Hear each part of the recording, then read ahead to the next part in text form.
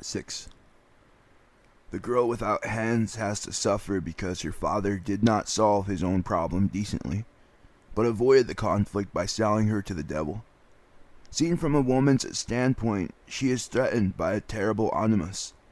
As soon as she touches anything on the side of life activity, she may fall into an animus possession or a power drive and become as cold, ruthless, and brutal as her father was. All she can do is keep right out of the life of the spirit. That is what the girl in the story does. She cries so much that the devil cannot get at her. She protects herself by a pure attitude. The tears wash her hands and she remains clean, but the devil has tried to get her, and her father has had to chop off her hands. She is thus mutilated and unable to take up any activity in life, just like the woman who tried playing the piano and studying literature, but in such a possessed way that she could not go on. The animus is a kind of primitive man, just as the anima in men is a kind of primitive woman who overdoes things and then collapses. Among primitive civilizations, human activities are not regularly distributed. There are times when they work like mad, hunt, or go to war with tremendous activity, but then they go to sleep for a long time. The irregular rhythm is typical for primitive man, and the animus in general tends to have such features. But where a powerful father complex is constellated, it is much worse. The girl then leaves home, comes to a royal garden, and is so hungry that she wants to eat some of the pears. The gardener sees that she is not just an ordinary thief, as an angel stands by to protect her, and he tells the king, who finds her and marries her and gives her silver hands. Remember that the father thought it was an apple tree he sold to the devil. Apples, mythologically, often have an eros connotation, and they also represent fruitfulness and the continuity of life. The king or a father figure who owns an orchard, a tree, or a stable is an archetypal motif, which comes in quite different connections when it illustrates masculine psychology. A fairy tale may say that a king has a beautiful garden in which there grows golden apples. He discovers that a golden bird steals one every night and sends his sons to find out about it. Or a sheik has a mare which produces a beautiful foal every year, but the invisible hands of a dev come and steal it, and the sheik sends his 3 sons out on a complicated quest. The motif of a king who has a garden with beautiful fruit in it which invisible powers steal is very widespread. In general, as Jung says in his chapter on the king and queen in Mysterium Conjunctionis, the king represents the dominant content of collective consciousness, generally a god image, and therefore is usually a symbol of the self, but he is only a partial aspect of it, namely that which is relatively understood in collective consciousness. Such representations of the self, as seen in collective consciousness, always risks no longer expressing the totality of the self, but only one or another aspect, just as individual consciousness is constantly threatened in that it does not adequately express the total psychological situation of the person. Life is so rich and continually changes so much that there would need to be great flexibility in consciousness to be capable of expressing all that is going on within. Consciousness is rarely capable of such an ideal condition and always tends to be too narrow or to stay too long on one track, which is probably why we need dreams to keep us informed and adapted to the new conditions of life. The individual has constantly to adapt, as does collective consciousness. In mythology, they are so often impotent or sickly or helpless and aged, rather than brilliant kings, for these represent the no longer adapted conscious attitude.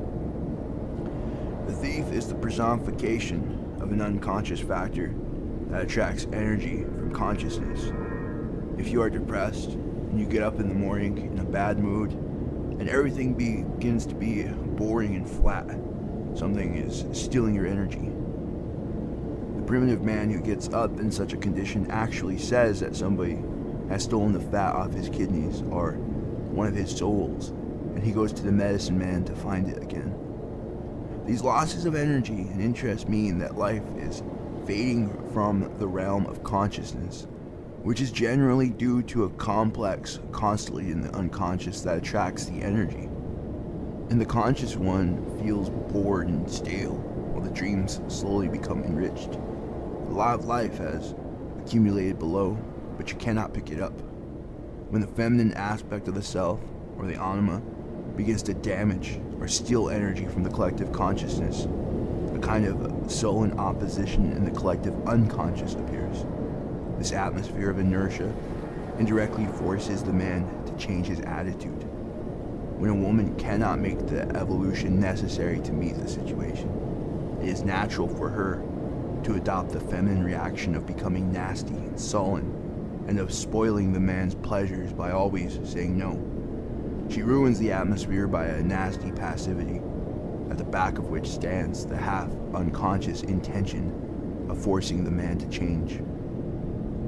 Jung often quotes the Hopi creation myth, in which it is told that the Hopi originally lived in deep layers below the earth. Every time a layer became overcrowded, the women would make the situation so intolerable that the men were forced to find a way of getting up into the next layer, so that the women, who did nothing themselves, by their nastiness, forced the Hopi men into the world of consciousness. Another form of the same thing is when a woman begins to be very demanding on the feeling side, because she did not receive enough feeling when young. There is a kind of psychological hunger which makes exorbitant demands on the man. This can go so far as to change into a constant infantile attitude, but otherwise, within bounds, it has quite a good effect on the relationship, because the man tends to be lazy in eros matters. If the woman does not put forward her claims, he may let things go, with the idea that he has more important things to attend to. But if the woman gives a reminder from time to time that she needs a certain amount of attention and care, this has a positive effect on the man's anima, which he will recognize if he pays close attention. Being unable to become active, the heroine in our story attracts the king's attention by stealing the fruit of his garden in a secret way. Apples are generally looked upon as a masculine symbol, and pears as a feminine symbol.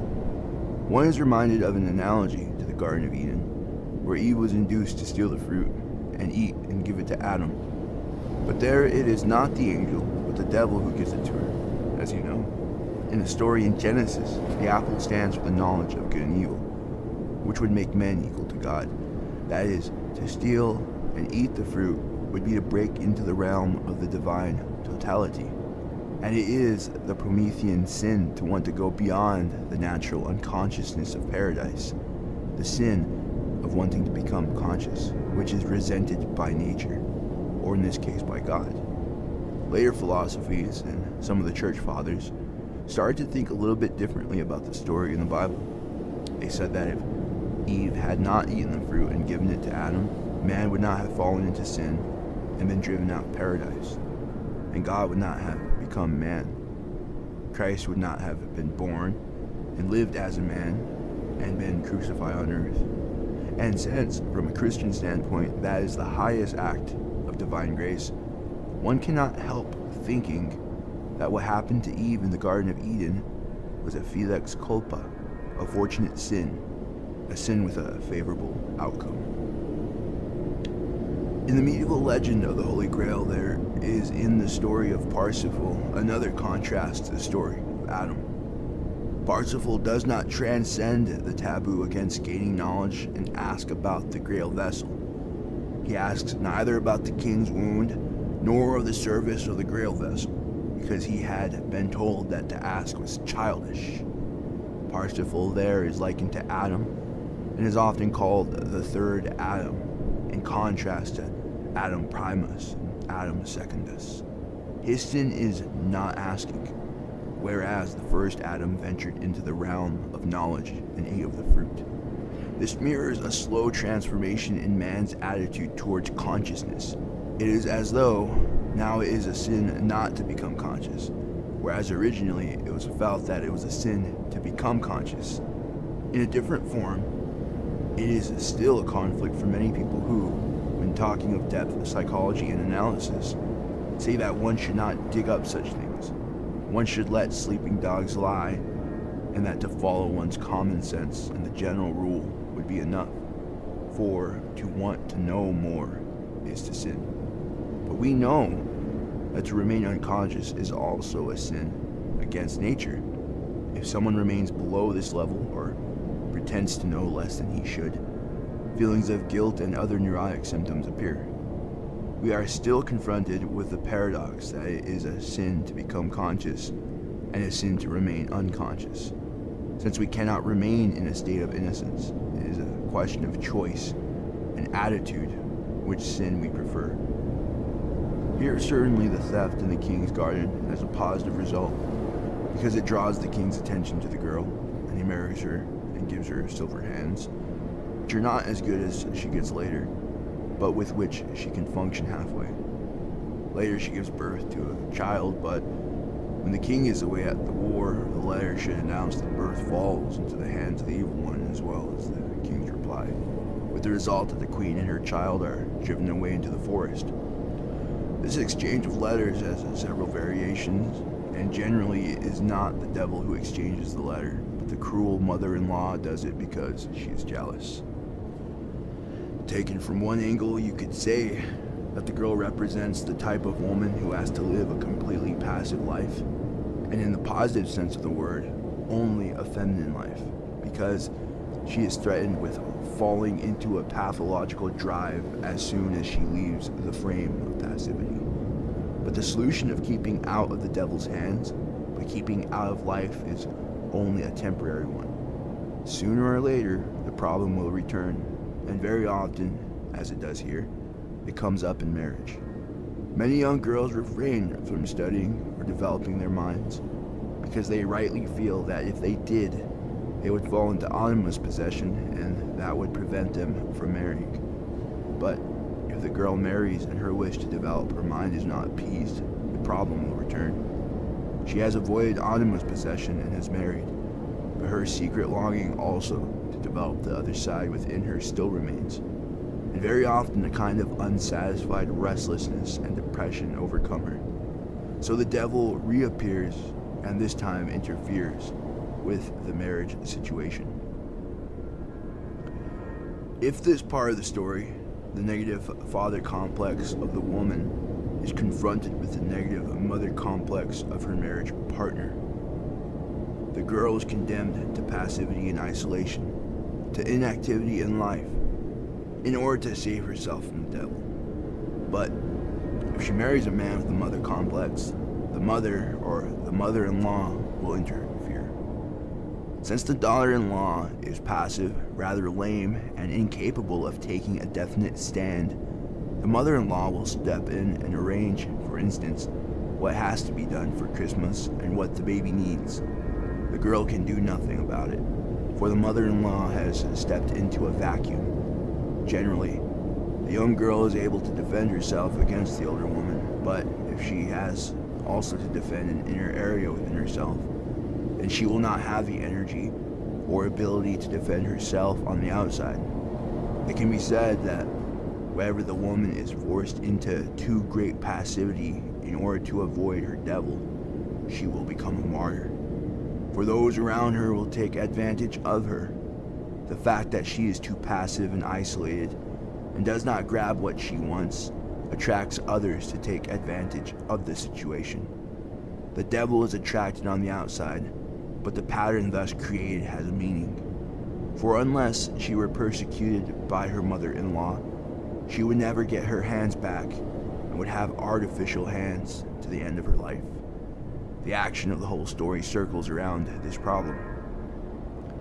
If we interpret the king on a subjective level, not as the husband, but as an inner figure in the heroine, he would represent a collective, dominating, positive spirit. The woman would then adopt all the prevailing ideas concerning religion and duty and behavior, and would live in accordance with collective standards. That would be replacing a personal attitude by a conventional one in which the woman would do the right thing, because that is what's done. She would behave normally, but without spontaneity. Her positive eros quality would not be fully alive. You can see this, for instance, in the case of women who have been injured either by a negative mother complex or a demonic father imago. They have difficulty bringing up their children since they apparently lack spontaneous reactions toward them. Children bother or annoy them, for they have insufficient positive maternal instinct to accept the daily chores and routine of changing the baby's nappies and keeping the place tidy and so forth. From one standpoint, children are terribly boring, but the woman with a normal mother instinct can take this in stride. If she gets too mad, she can shout at the child and the thing will not go too far and will not get beyond the warmth of the maternal relationship. But the woman with the negative father or mother complex has an unredeemed negative side within her, which would let her go too far because she cannot be spontaneous. She compensates by being an especially good mother, putting up with all the irritation of the children instead of exploding. Or the resistance may be unconscious and may cause such a mother to drop the child for no reason, an unconscious murder act, which is even more frightening. They cannot admit to themselves that, in a sense, they hate the child. Rather, they overcompensate by reading books on how to bring up children and try to be as perfect as possible. Instead of spontaneity, collective standards are adopted. Such a condition does not refer only to the bringing up of children. Wherever a woman has an unredeemed demonic side within her, all her activities connected with the Eros relationship, with her husband and children, will be performed in an artificial way. What cannot be produced spontaneously is brought about by force of will, which leads to an unfortunate situation, according to the story. There is insufficient spontaneity, symbolized by the silver hands, which replace those which have been cut off. Instinct is replaced by the rule of collective, but such people will be aware of a dead corner within them, of something unredeemed, and the restless seeking remains, as though the devil stirred in the background and would not leave them alone. In our story, the devil interferes again, and works up a plot of misunderstandings between king and queen, so that she is accused of having given birth to a changeling and is driven out to the forest, where she lives in a lonely hut, but protected by an angel. She is driven into nature, where she has to find the connection with her positive animus within. Instead of functioning according to collective rules, she has to go into deep introversion. The forest could equally well be the desert, or an island in the sea, or the top of a mountain. She is cut off in the stillness of virgin country, which would imply that she has to retire into her own loneliness, and must realize that, for though it looks as though she had a husband and children, or a job, she is not yet really alive.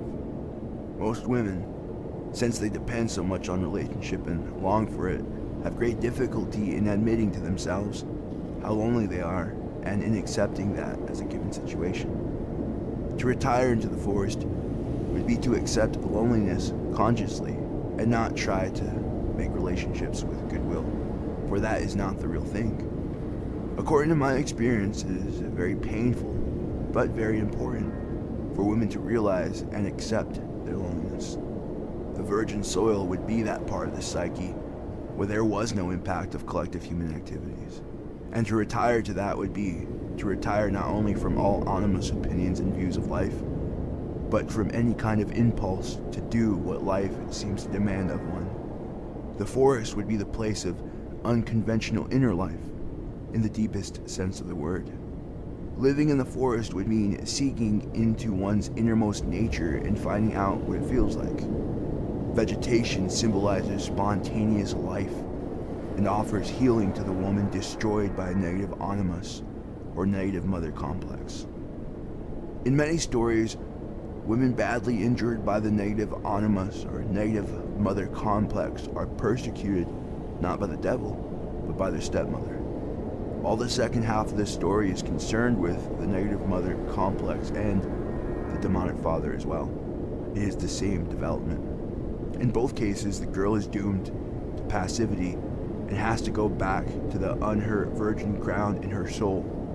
In practical life, if you ask such a woman, what she would do if she could rid herself of all the demands of outer life. Usually she says despairingly that she does not know. She just feels like sitting on the edge of the bed and crying. You can ask if she would not like to talk to somebody, to listen to music, to contact friends, but there's nothing. If one regresses into this primitive inner layer, it is because one cannot live on the ordinary level with other human beings. As long as one is on that level, one has to be a part of it.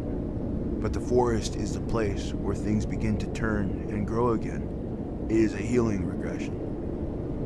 Thus the girl was forced to go into the forest, and there met the angel.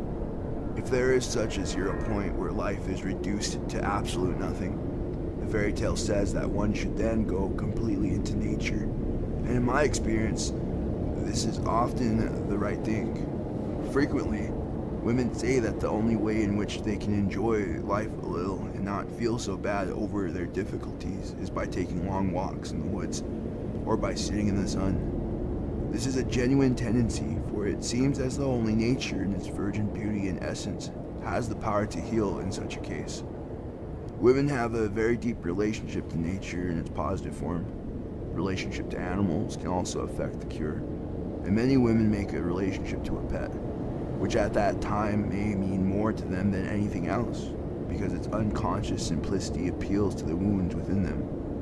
Relationship to a human is a differentiated task. The relationship to an animal is simple, and in feeling for it, the lost tenderness may be discovered. At first glance, it might seem that the angel had been added to the story at a later date, but apparently there is always something resembling the angel, even in countries where they do not believe in angels, or it may be a bird sent by God. In Russia, it is an old man. God himself comes down to help the poor girl. So divine intervention seems to be a genuine aspect, and not just to have been inserted in this version. God himself, or one of his messengers, intervenes. Practically, this means that only a religious experience can help the woman out of her difficulty. One could say that that is the typical experience of the hermit. The animals make friends with him and bring him to an inner spiritual life. In the Middle Ages, there were many hermits, and in Switzerland they were called the Wood Brothers and Sisters. People who did not want to live a monastic life, but who wanted to live alone in the forest, had both a closeness to nature and also a great experience of spiritual inner life. Such Wood Brothers and Sisters could be personalities on a high level who had a spiritual fate and had to renounce active life for a time and isolate themselves to find their own inner relation to God. It is not very different from what the shaman does in the circumpolar tribes, or what the medicine men do all over the world, in order to seek an immediate personal religious experience in isolation. The story indicates that it is the only way to heal the deep split and hurt suffered by this woman. Collective standards do not help. She has first to reach a 0 point, and then in complete loneliness find her own spiritual experience, which would be personified by the angel.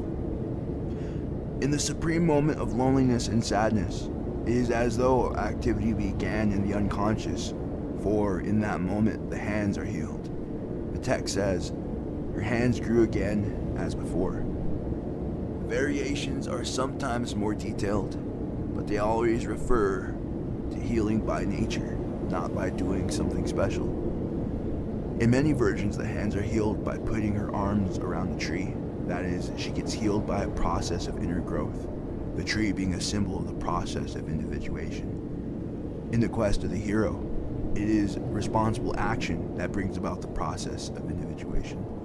The heroic deed and tremendous suffering are aspects of the process, but sometimes also, without anything being done, things change and become better. There is a natural process of growth, of maturing and transforming in the psyche. There are such situations where one has to wait, and non-interference is the healing factor. In a Russian parallel, this is a very striking story of how the hands are healed. In this story, the woman wanders through the country with her little son upon her arm, and comes to a spring and wants to drink. but is afraid the child might fall into the water. Then the water slowly rises. She looks again and gets so thirsty that she leans forward, and the child slips from her arm and falls in. In despair, she begins to cry and to walk around, and an old man says, "Take the child out." But she says, "I have no hands." The old man repeats, "Take the child out." Then she puts her arms into the water and suddenly grows living hands. At that moment, she was about to lose the child, the last thing she had, and the only thing she loved. But by saving it from drowning, she herself is helped. In real life, I have seen that such passive women were not even able to make up their minds to enter analysis. Even that would be too much effort. They would rather remain in despair and do nothing. But if it were a question of saving a child of hers from falling into the unconscious, if a son or a daughter began to be neurotic, that would force a mother who would otherwise sink into total passivity to try and save the child, and so face her own problem. This can bring her to the humiliating step of having to ask the psychotherapist for help, and can pull her out of sinking passively into depression. If not the actual child, it might be some activity or interest, which to her is like a child. I knew such an unmarried woman who was cut off from every kind of relatedness except playing the piano. But then she had inflation of the nerves of the arm and she lost that too. That was her inner child, her own activity in life. And at a crucial moment, it was taken from her. That was the turning point. She went to analysis and came out of her problem. It could be losing some kind of employment, anything that was positive before. Even in the Russian story, the woman cannot save the child she loves so much from drowning. God himself has to come and say, "Do try." The fact that she is so limited and wounded makes the divine intervention necessary, and that, in my experience, is very true. An actual miracle is needed. One can only help people to the best possible attitude, but it needs a miracle to heal the deep wound so that she can stretch out her hands, and then the waters of life bring the cure. Jung writes that women with a negative mother complex often miss the first half of life. They walk past it in a dream. Life to them is a constant source of annoyance and irritation. But if they can overcome this negative mother complex, they have a good chance in the second half of rediscovering life with the useful spontaneity missed in the first half. For though, as Jung says in the last paragraph, part of life has been lost, its meaning has been saved. That is the tragedy of such women, but they can get to the turning point, and in the second half of life have their hands healed and can stretch them out for what they want, not from the animus or from the ego, but according to nature, simply stretch out their hands towards something they love. Though it is infinitely simple, it is extremely difficult, for it is the one thing the woman with the negative mother complex cannot do. It needs God's help. Even the analyst cannot help her. It must one day just happen, and this is generally when there has been sufficient suffering. One cannot escape one's fate. The whole pain of it must be accepted, and one day the infinitely simple solution comes. Mutatis mutandis. The problem for men is similar where the anima has been hurt by the mother's animus. Such a man may be able to talk about it, but he cannot bring up from within the genuine chthonic masculine reaction. He lives according to what he believes to be masculine. To find one's personal spontaneity is something so simple that those who have it cannot understand how difficult it is for those who lack it. A woman who has gone through such an experience of finding her hands again has missed a part of life, which the woman with the positive mother complex had, but the latter remains unconscious of certain deep healing processes. The former, however, who has had to go around the whole world to find life, will have also found the religious meaning of it. Simply to live is like a Zen experience for her. She will have the full consciousness of what she is doing and is therefore rewarded for her suffering, which is what Jung means when he writes that a part of life is lost, but the meaning is saved. The king comes to look for his wife, but does not recognize her. He then puts the knapsack over his face and lies down to sleep.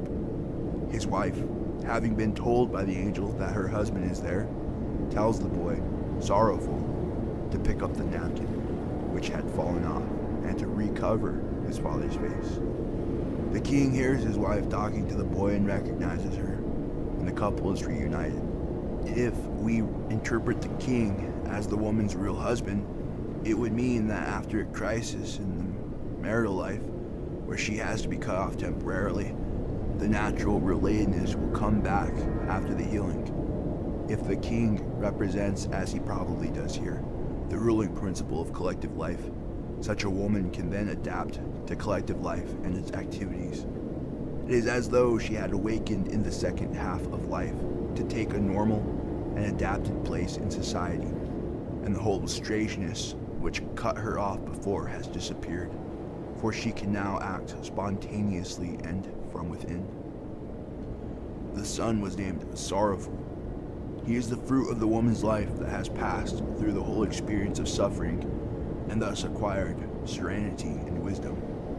By knowing so much about suffering, such people generally can readapt to life and, having gone through a great deal in a mature way, will naturally be able to help others.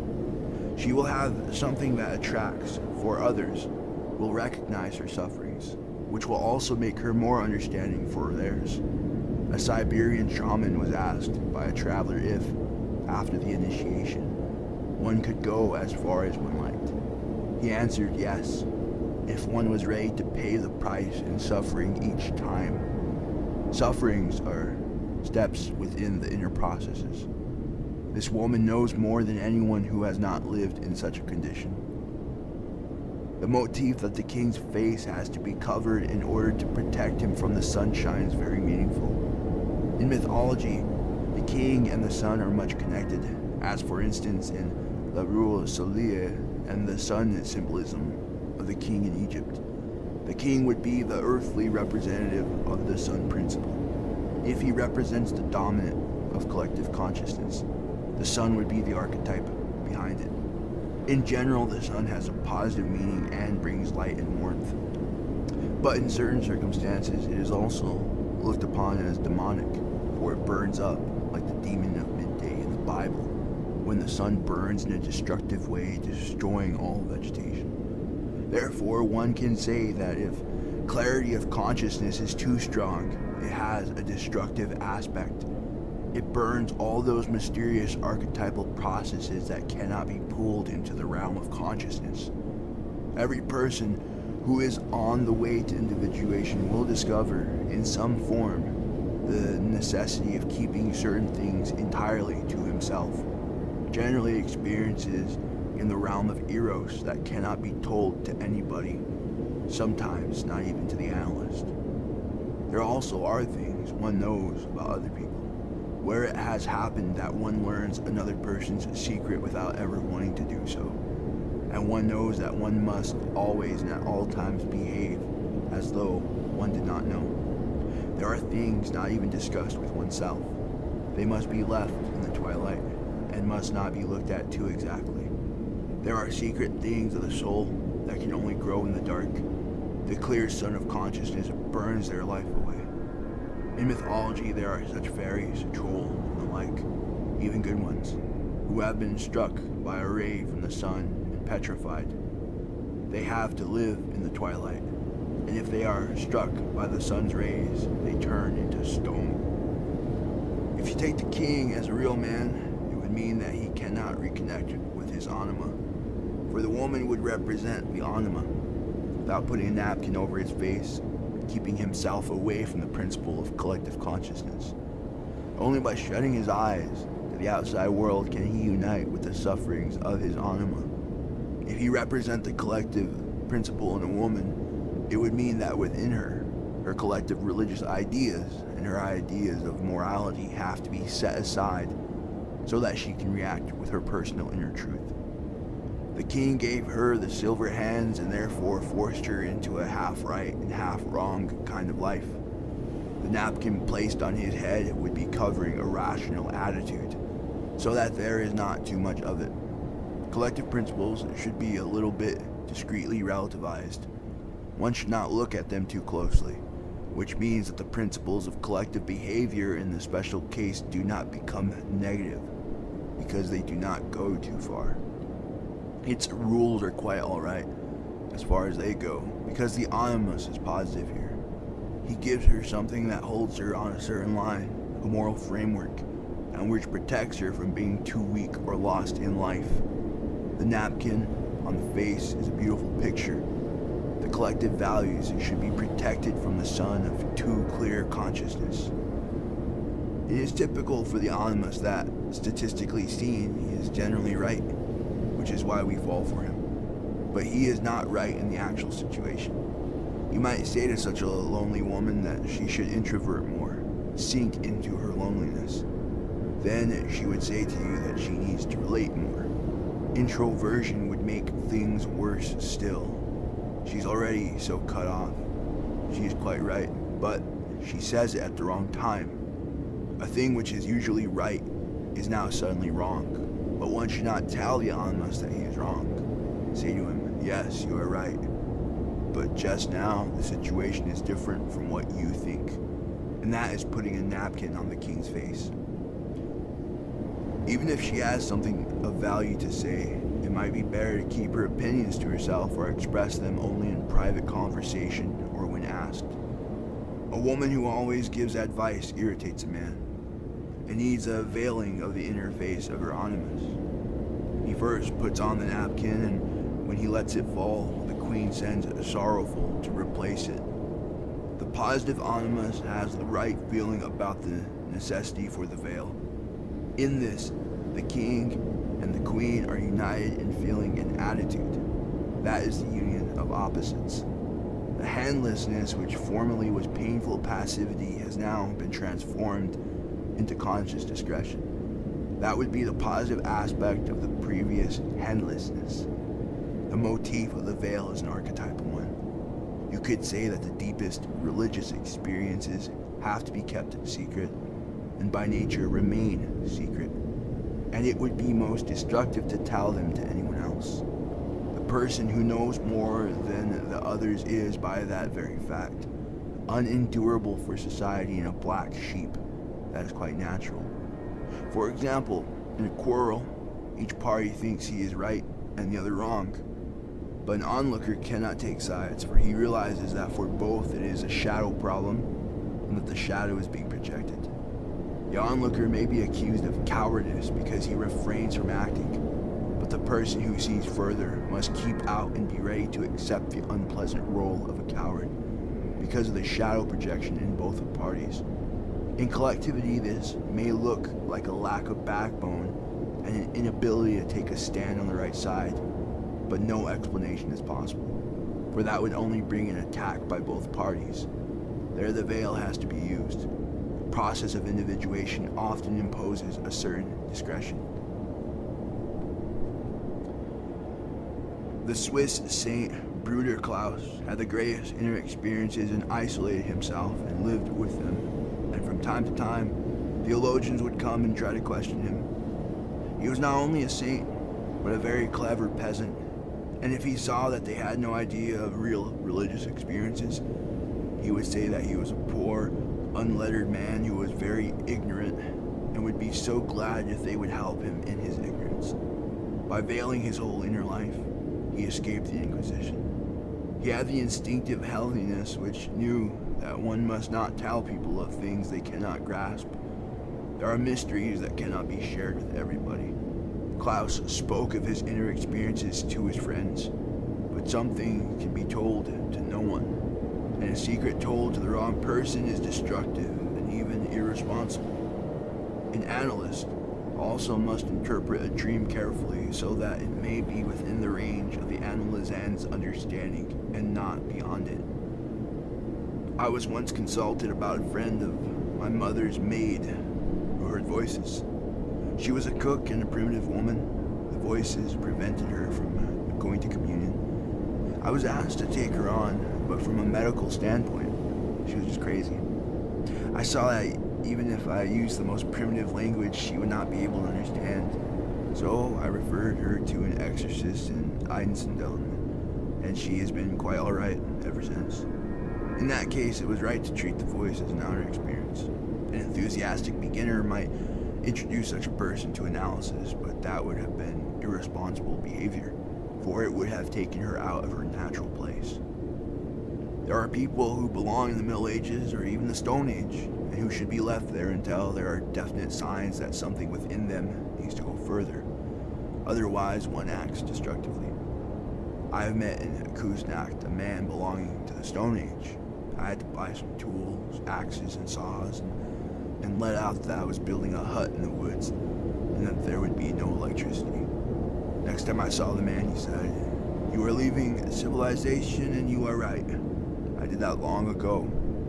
I work about 3 or 4 months in the year, and then I go to one of the higher mountains in the Alps and buy bacon and wine, and then go still higher and build myself a kind of nest of stone and wood in the rocks.